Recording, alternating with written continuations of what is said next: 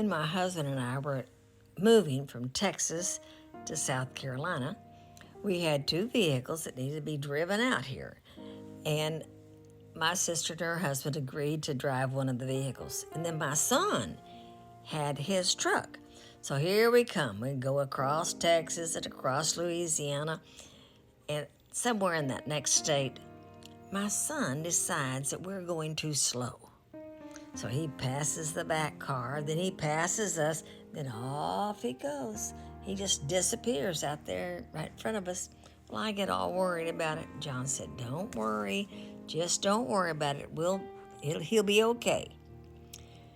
Well, we decide we're hungry and we've got to get some gas. So we pull off, we get gas, and we eat. And you know, that takes a little time.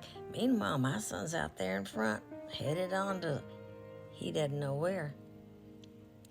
Well, the next rest stop, you pull off to the right, but between the rest stop and the freeway is a little rise, like this.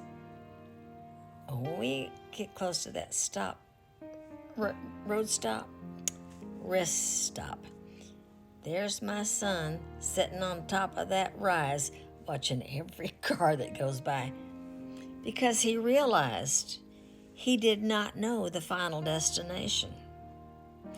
He didn't have an address, and he realized he was in real trouble.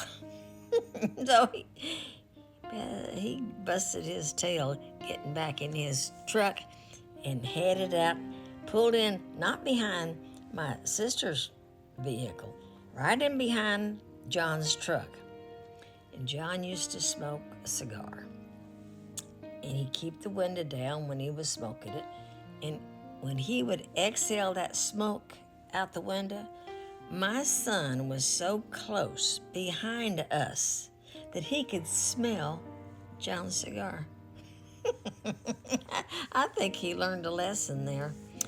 But have you ever done that?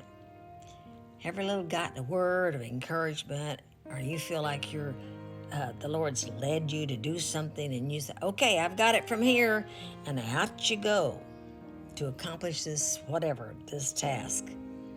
And then you get out ahead of yourself. And then you think, the best thing to do is just to pull back a little bit, get over to the rest stop, take a look, and then let God, he says, "I will lead, guide, and direct you," but you got to be where you can see the traffic. So, if you're out there and you're ahead of God, slow down, do that, and let Him bring you right back into line. And He will, because He's here to lead, guide, and direct your life.